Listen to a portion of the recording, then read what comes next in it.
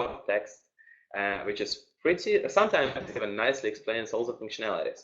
But there is still one issue which we really need to state, is that it's a lot of text, and typically text can be understood by various people differently.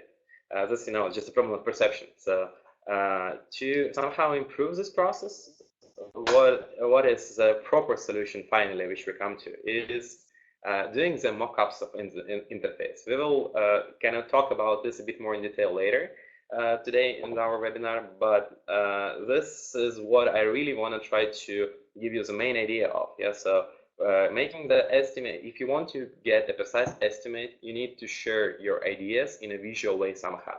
It doesn't mean you need to be a professional or in design or something. Yeah, there is a lot of various tools which are, let's say, open source or free or premium for use, or even cost a couple of dollars, but which is definitely nothing that should stop you, which you could actually buy and in a really intuitive and native interface for people, create a representation, visual representation of what you want to show. Yeah, so just naming one of those, probably later I'll type into the chat. Try checking out Balsamiq Mockups, which is a cross-platform tool available for macOS, for Windows, which will definitely give you a hand in visualizing. What's very important about it is that since you do some kind of visualization and give some kind of notes, yeah, you're definitely going to be understood. It's better to see once than to hear it twice, right? So when you visualize the idea, the feeling of the interface, you also start thinking already like a product owner should. How people are going to interact with your application, how people are going to navigate over the screens. So this is a thing which leads you to better understanding of the product, and which is furthermore better understanding of the product.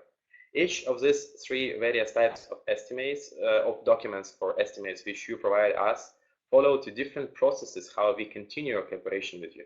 In case you provide us a couple of lines of describing your application, that will force us have a really long talk to you.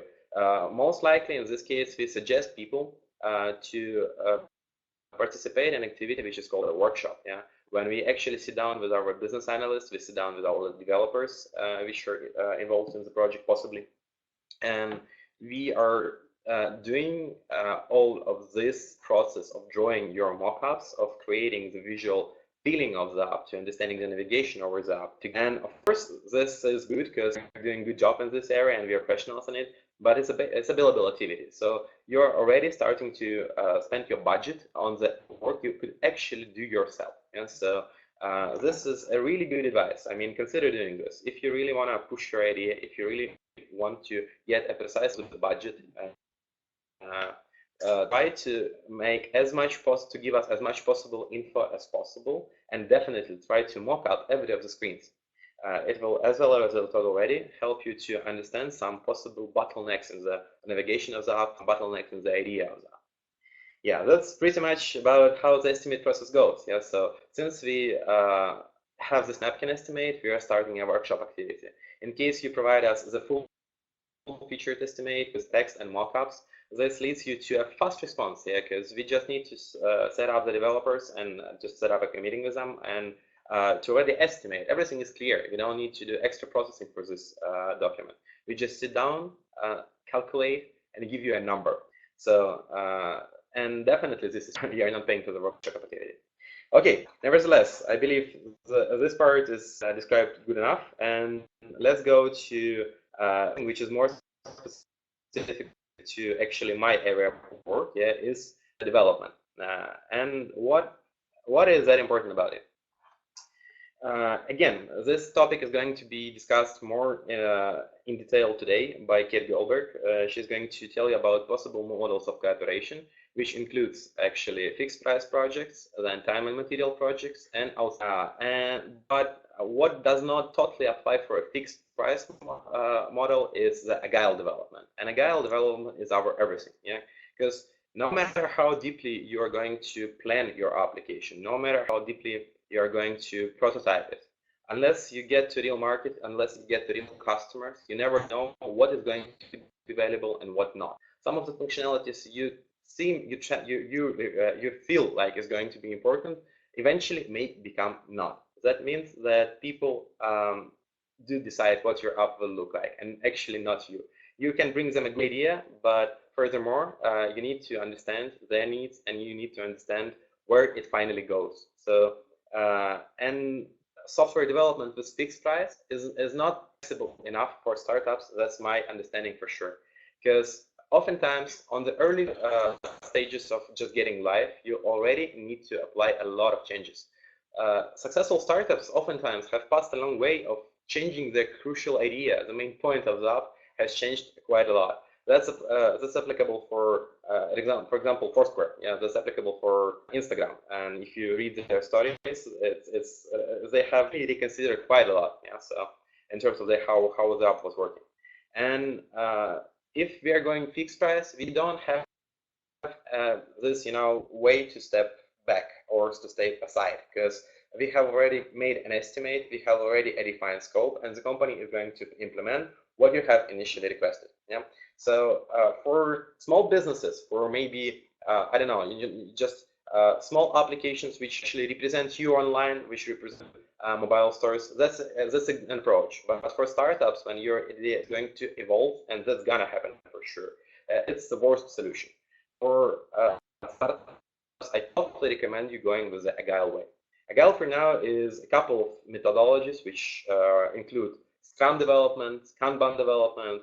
Here in Intersog, we are mostly doing Scrum as like the most. Why Scrum? Yeah, because Kanban actually does not define strictly the releases, and Agile for startups is the best solution. Let me explain. In Scrum methodology, we have weekly or bi-weekly sprints. That means that every week or two, you receive application in your hands. This means that every 2 weeks you have a product and it is working. It may not be fully functional. Functionality is going to come over the weeks. Yeah, so every couple of weeks you are getting new and new features. But every couple of weeks you do have a working app which you can show your colleagues, you can show your friends, you can test, you can show it to potential users, already applied early user testing.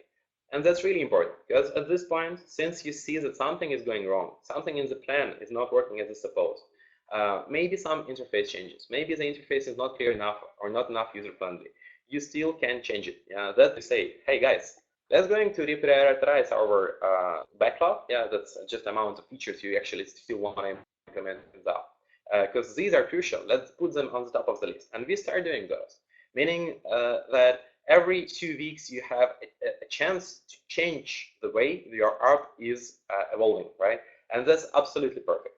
So while choosing the Agile approach, even in terms of limited, yeah, you still can get to a final idea. Yeah, I mean, you won't have less functionality developed. People are even more motivated when they're working closely together with you. The developers are, and that's also important. So you won't get less functionality, but you will get the functionality you really need. On the other hand, when doing fixed price, you won't. So summarizing my speech, the things I want to tell you is pay attention to doing the initial estimation. So this will give you a feeling of the budget you really need to develop your application. Probably that will give you a hand in talking to investors possible or something. And that's important. And you can do a lot already to simplify this process and to get a better result. Yeah. So prototype, then send us the application for estimation, and then we will choose the best approach for cooperation with you. And yeah, that's pretty much it from my side. In case something was not clear, please feel free to ask questions. So any questions, Guy? You need to click on the palm sign right below the video streaming window, and then I will grant you a voice. Or you can use the public chat. So guys, you will also be able to ask your questions afterwards, I mean, at the end of the session. And then, yes, we're going to move to the next question, and namely, what kind of engagement models there are available, and how to choose one that would best suit your budget, etc. I think it's time for Kate, right? Okay, guys, so we're supposed to give the note for Helen's speech before mine, because she has important issues regarding the design and the way to make the right design for the application. Okay, cool. Then Helen, hello everyone, I'm Helen. Yeah. I'm Helen, UI UX designer at Intersog. And today I'd like to talk about 3 points in design. One is design process, work together, designer and developer. I think that the most ideal system when we start our work with simple scheme, with simple blocks of the main features of app, for example, context, messages, feeds, and something else.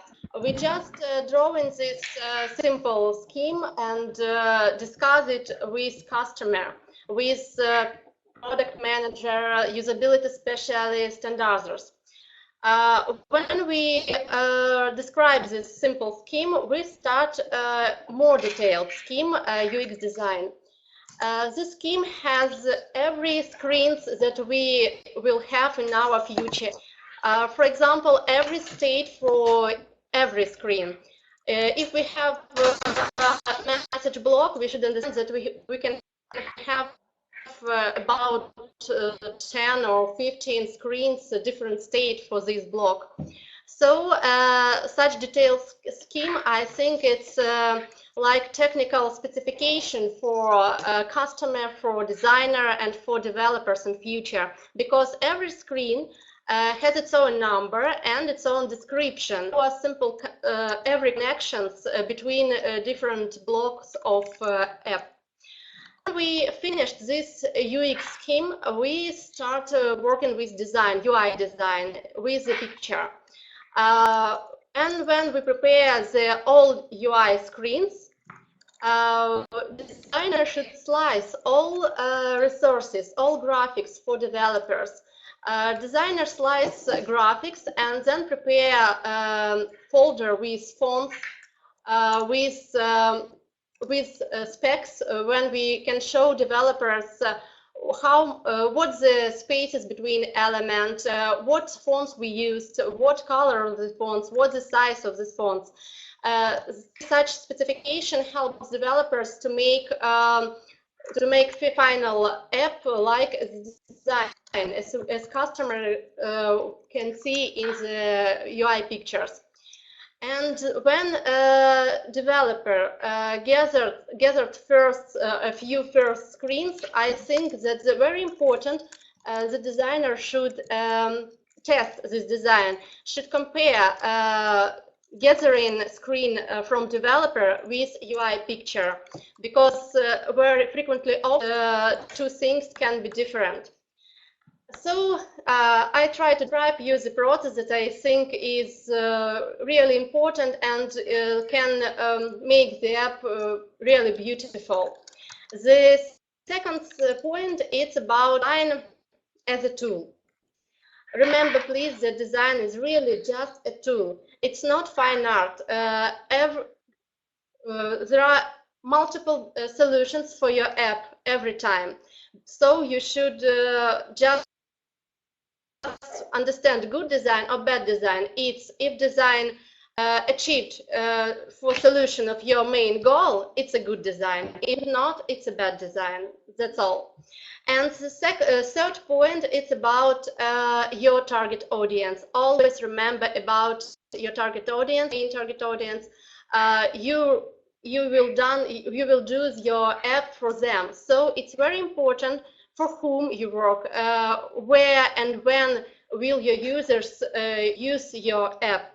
So, for example, if you will do app for elderly, and that the old people have a worse vision than young people, so it's very important app should be with more contrast details, more contrast colors.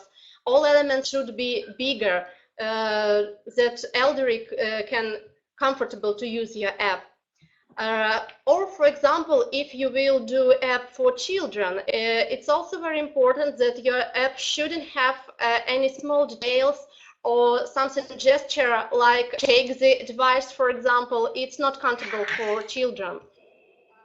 if we talk about where your users will use your app, for example, if you make app for taxi, your main users can use your app at night.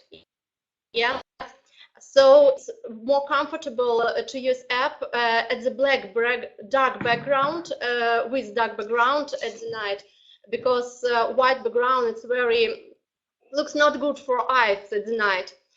Or if your app will use at the street when your user hold on and the second hand is busy and sun is shining, the screen became practically unreadable. So you also should think about this. You should make more contrast design. You should make all main elements bigger.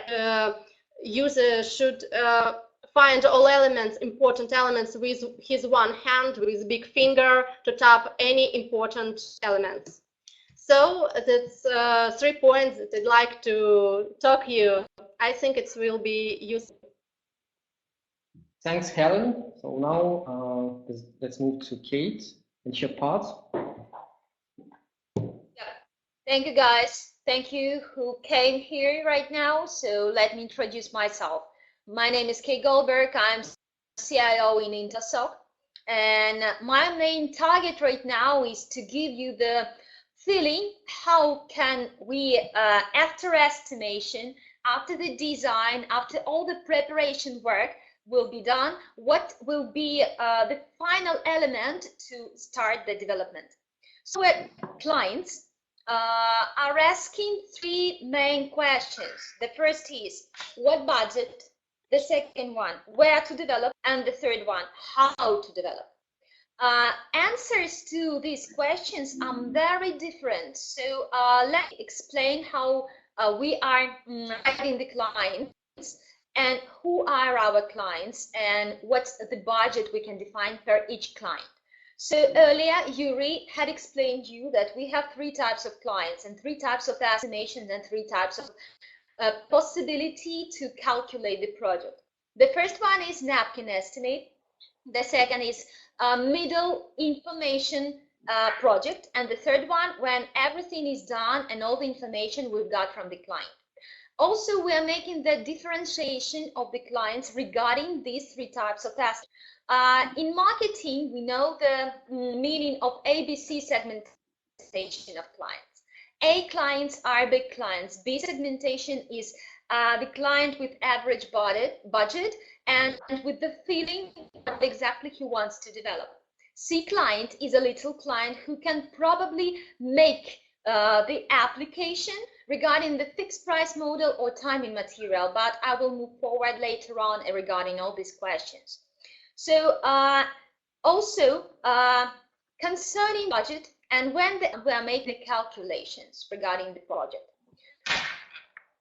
So the first type of contracts, the first type of activities according to which we are working with the clients is fixed price model of the contract.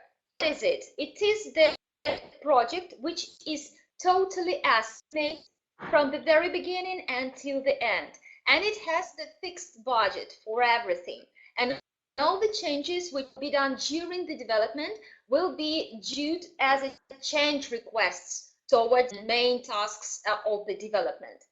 The advantages of this method is that small startup can easily calculate the costs. So they pretty know what will be the volume of the budget, what will be the term of development, and what will be approximate or maybe exact price of the development. The main minus of fixed price model of cooperation is that you can't step left or step right during the development. Everything which was estimated should be done, and every step will be defined as a change request, and it will be charged separately. Sometimes the change request can cancel the functionality of the contract which was before. So it is not good because the client will pay twice. For example, he wanted to implement one feature, then he canceled this and enlarged another one. So it will be all activities will be charged as separate scope of work. The second type of working with startups is time and material based contracts. What is it? We are making the approximate estimate, we are making the milestones for the project, and it is going, so we give the client a view how much will it cost in the nearest future and what will be approximate budget for all the project. But all the works will be ongoing and the budget will be formed by the client himself. So for example, he can cancel this feature and start the next feature which was discussed. So it is totally okay, and it will be not charged separately, and it will be not over budgeted project. The third type of the contract and the third type of the project development is dedicated team per project. What is it? When the client has some big startup with approximately half year of the work of, for example, as one Android and one backend developer, it is much better for him to take a team from our side because people will be totally dedicated to the work. 8 hours per day, they will be involved inside the project. The main advantage of this type of cooperation is the client can personally trace what is going on inside his development. The disadvantage is that you need to plan your budget in higher rates, so it will be approximately B client segmentation. And also regarding the topic of our conversation right now is how to plan your budget. Yeah. Also, client is asking himself the main question: where to develop, how to develop, and what to choose regarding his development and regarding his needs. According to our practice, the nearshore is much more effective than development in-house. Why? The first thing is that there is no need for you to wrap a person, to give him sick leave, insurance, etc., etc. It doesn't matter for you. Guys, are you here? Because something happened with the Yes, yeah, everything is all right. I can hear you well. Yeah. Good. So the main reason is that there is no need to recruit a person in-house. The second reason that when you're recruiting a person in-house, you need to give him the workplace, all the programs required for the development, maybe some programs, some insurance. So everything will widen your budget much more. And you pretty know that, for example, in Israel or in United Kingdom and in Europe, the rates of developers and the salaries of developers are higher.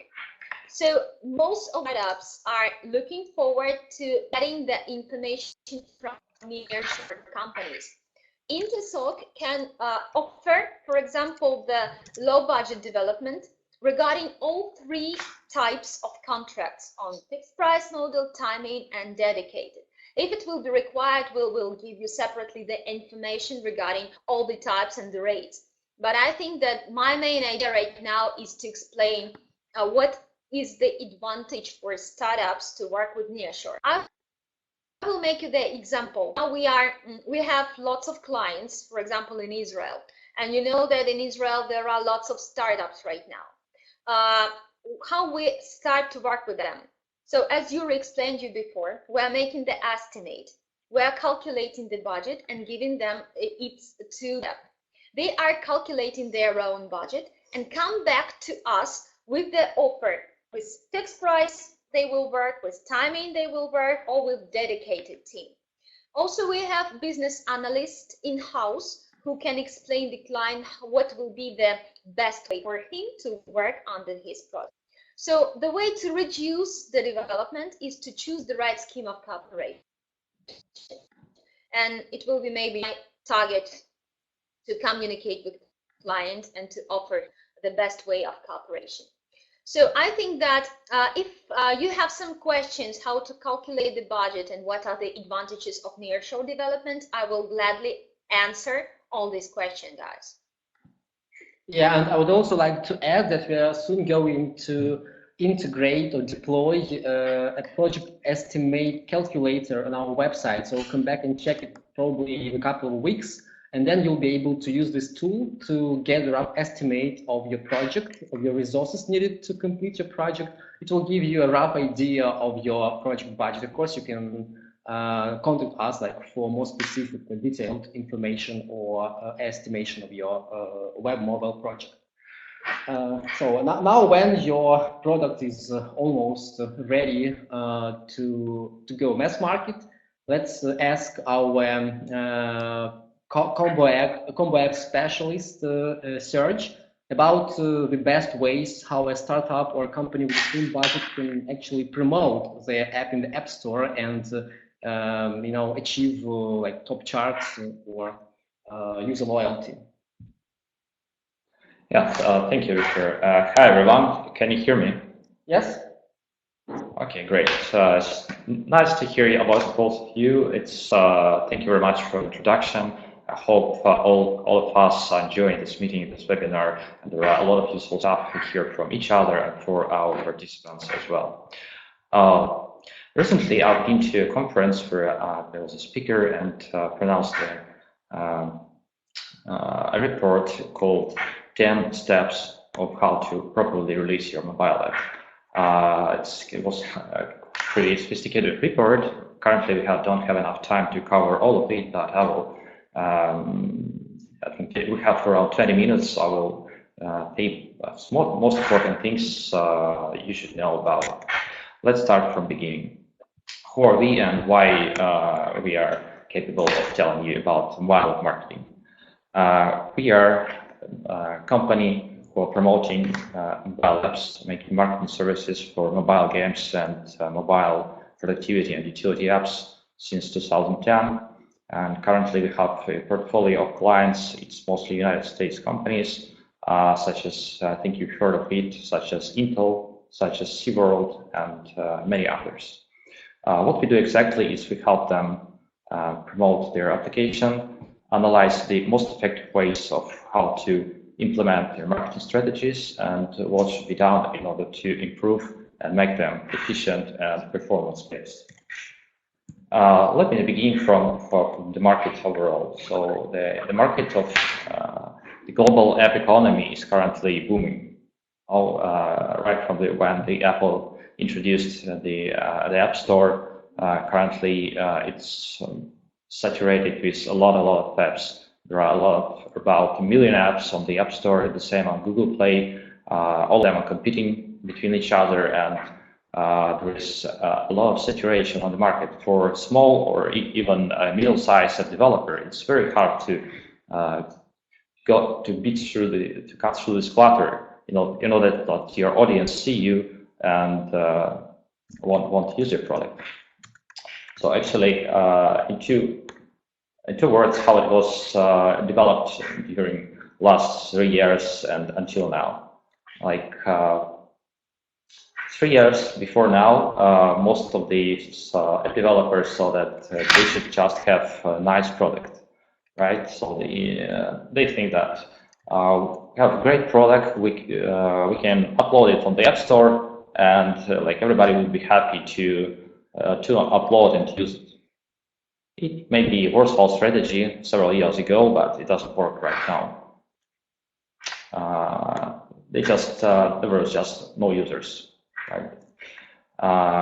But the market was developing. After that, people understood they need to get to the top charts of the App Store, because there are several places. For example, there is only top 25, so it's absolutely, you can understand there is only 25 places your app can be there, and your audience can see your app there. So people start to think, what should I do to get into that top position, and how should I behave there? What will it give me?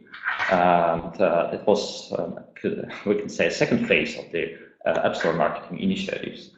The question was cracked down easily. So there is a lot of developers who can use techniques to get into the top positions, but they realize it costs them money.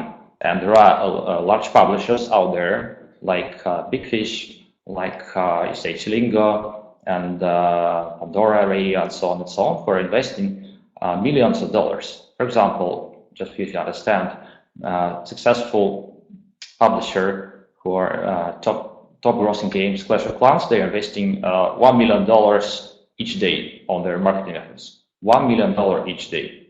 So just for you to realize what is the level and what is the budget you're competing with. So for many app developers, including indie developers and middle-sized developers, that kind of budgets are inaccessible. So they started to think about other strategies of what could be done to successfully promote their app. After that, they realized they need to work on performance-based campaigns, which mean cost per install. So they understand they need lowest possible cost per install, which is called CPI. So the market was filled with requests, give me the lowest CPI possible. And actually, there is a lot of demand of the companies who can provide low cost per install. But in this afterwards, a little bit afterwards, companies realized that having low cost per install doesn't mean that you have low cost of the user acquisition, because install of the app doesn't mean that user will retain in there, will stay, and will spend money in your product. So it's absolutely different strategies, it's absolutely different approach. So what do we have right now? What do we see on the market? There is a lot of over expectation about what can be done and what can be achieved with mobile app. A lot of web developers doesn't really realize how much effort it does take to break through that clutter I mentioned and to stay there and start getting some money. There is a lot of chaotic movements in planning your marketing and PR plan, because a lot of guys are concentrated on app development, and they spend all their budget on app development, and after that they don't dedicate anything to promote their app. And this is a big mistake, because as I say, you gotta have great product, and after that nobody will see this product. What do you do with this? After that, there's an issue of absence of measurable KPIs, because what we see on the market, there's a lot of companies who say, okay, I need top chart, I need top sites to write about my app, and I'm going to be happy. Okay, we can make we can make top resources write about your app, but what will give you? This is not strategy at all, right? So you need to have certain measurable KPIs, which is broken down with a certain timeline and with your calendar plan and with your budget, which is split along these goals. Okay, but after that, there is also a common mistake. I will make my clone of successful product. For example, like 2-3 years ago, everybody was making Angry Birds clones. Like last year, there is a boom. Everybody's making Clash of Clans clones, which is really amusing. Which is really makes it funny, because you cannot make successful clone. You need to develop your product, which will be successful in the market. And there is another mistake that we commonly see that we need to talk about it, is that a lot of developers look at app release, at launch of the product, as the end of the game. No, guys, this is only a beginning, because when you upload your product on the App Store, you need to start actively work. You need to have updates, you need to amuse your audience, you need to give them something new all the time. You need to make something that they will use on a daily basis, because there is a certain stats that is saying that around 50% of the apps that is installed are deleted the same day it was installed.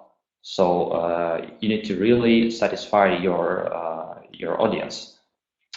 Users right now, people are demanding much more better content than it was several years ago. So you have to be prepared, and you have to dedicate your budget to support, to building your community, to making strong public relation outreach, and to have some budget for user acquisition and for retention. You need to plan your retention as well. Okay, if we go a little bit into details, what's interesting, or might be interesting for companies that are planning to make money on apps. There is an interesting statistics from a company which is called Survey. This is an Irish company which is specializing in advanced analytics on the App Store. And what they tell us is there's amazing figures. Around 50% of all in-game revenues comes from 0.15% of all players. So you might understand how much players you need to have, same as users for mobile apps, to make the project successful. So the real issue, the real success of the mobile app marketing is to find this core of this user segment, of this user cohort, which will be your paying users, and to retain them. Okay. At the same time, there are such users which is called whales. You know, like whale, like sea animal, which is big and everybody wants to have it. For example, you might know famous basketball player Shaquille O'Neal. Like he's saying that this is a quote. Like honestly, I probably spend around $1,000 on apps a week. So there are guys out there who spend around $1,000 on your apps per week. But you need to find the guys, you need to attract them, and you need them to stay within your app. This is the art of mobile app marketing. All right.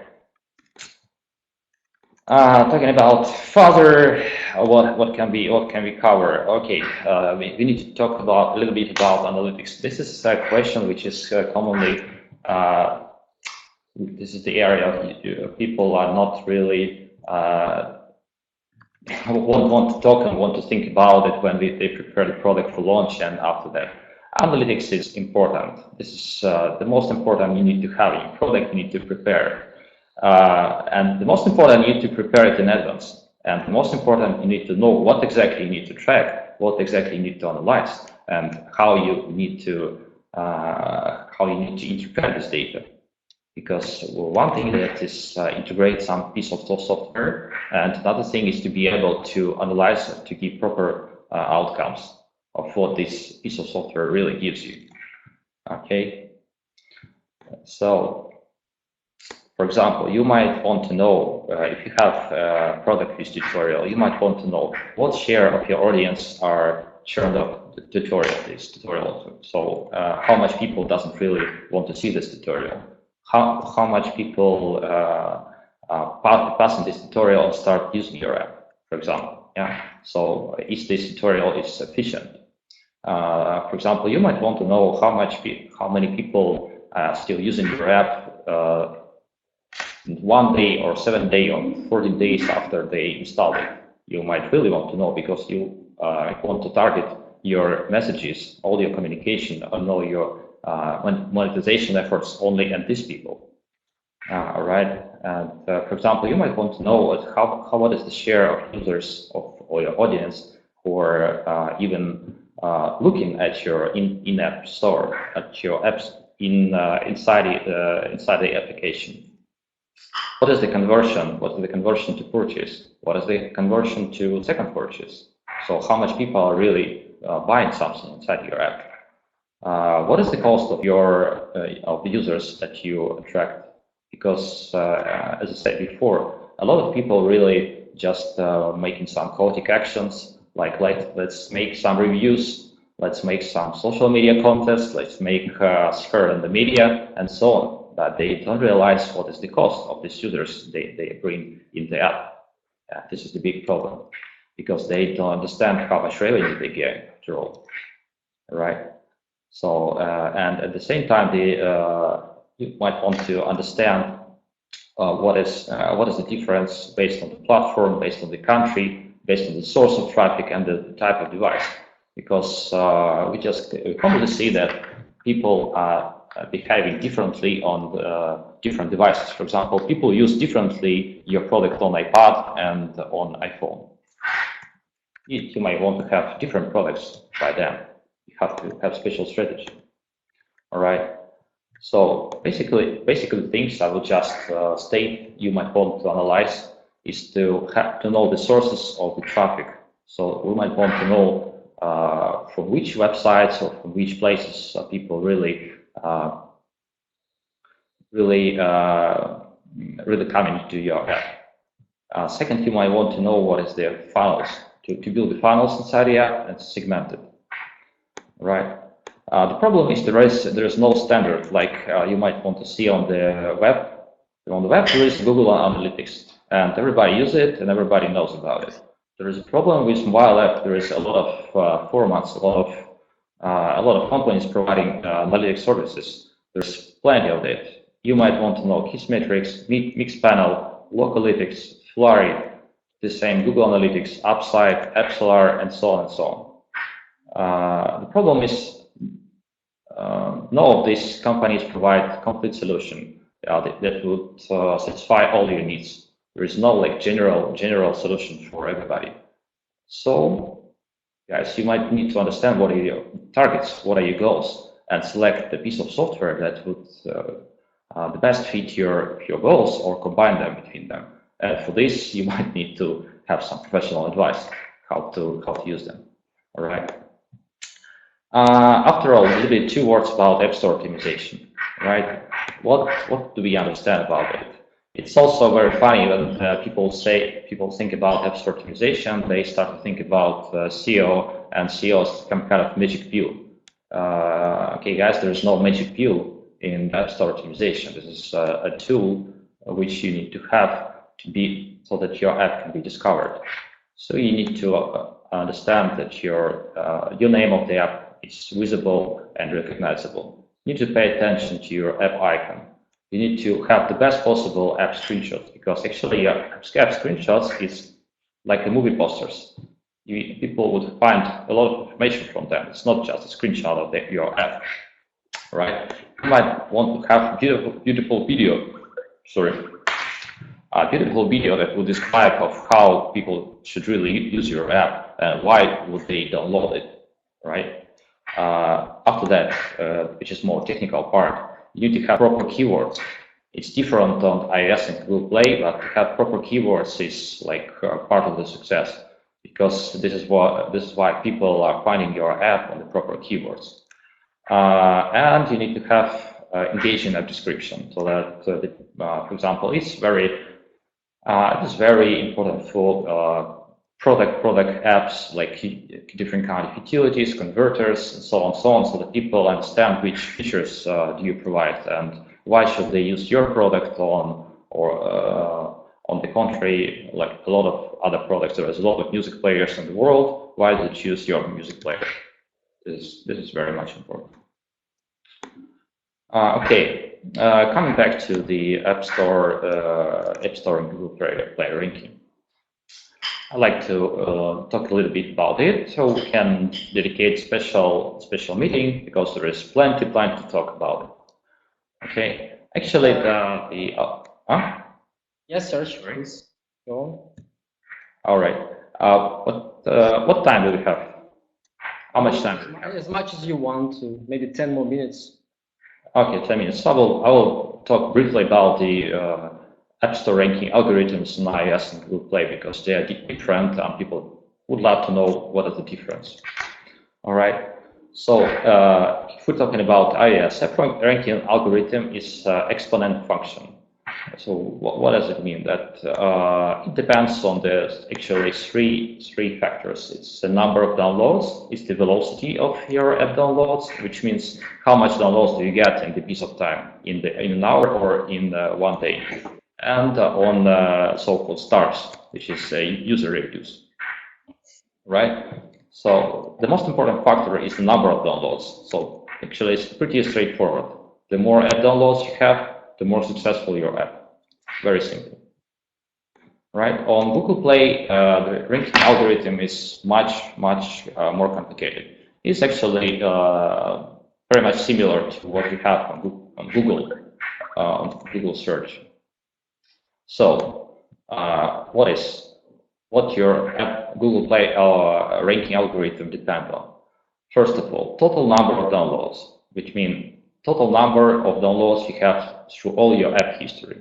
For example, you have social networking application, and you need to realize that on Google Play you're competing with Facebook that have like millions and millions of app downloads, right? So you need to have approximate the same number of downloads. Second is the app quality. This includes the percentage of users who keep the app after installing. Actually, it's coming to retention rate. All right. Second is the frequency of interaction with the app. And its number of uninstalls. And it's the number and quality of ratings and comments on your Google Play page. Then it's a pure density and relevance in the app's metadata. Then it's so-called social proof, which meaning how many times the app gets +1 on G+ and like shares on Facebook. And after all, it's number of backlinks. It's the same for websites. So which means of how many links are there on your page on the Google Play.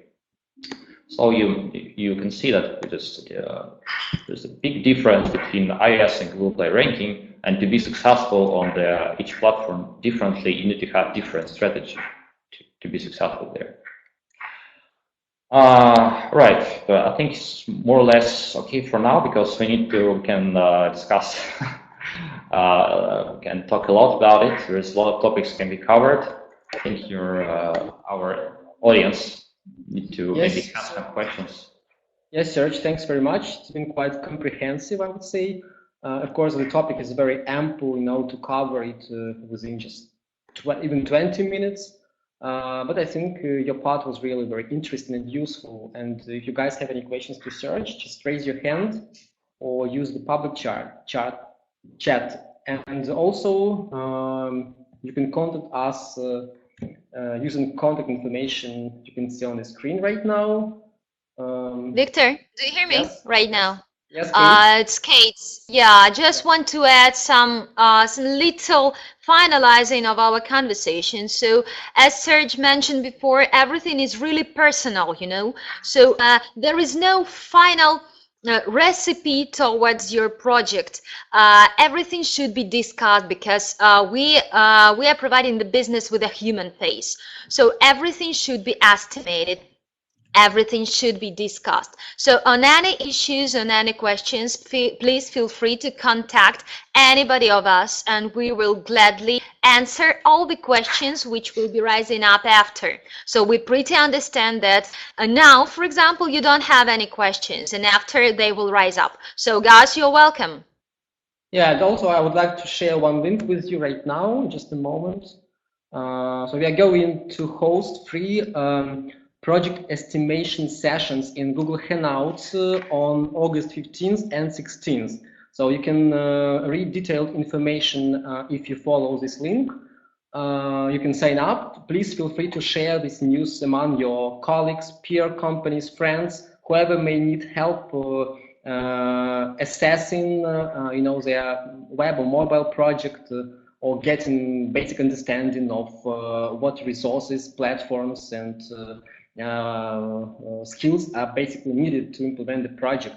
So these sessions are going to be absolutely free, no strings attached, no obligations like to partner with us afterwards or anything like this. It will be fully, there won't be any IP or copyright violation because of the process we're going to implement, and you can read about this process on our website.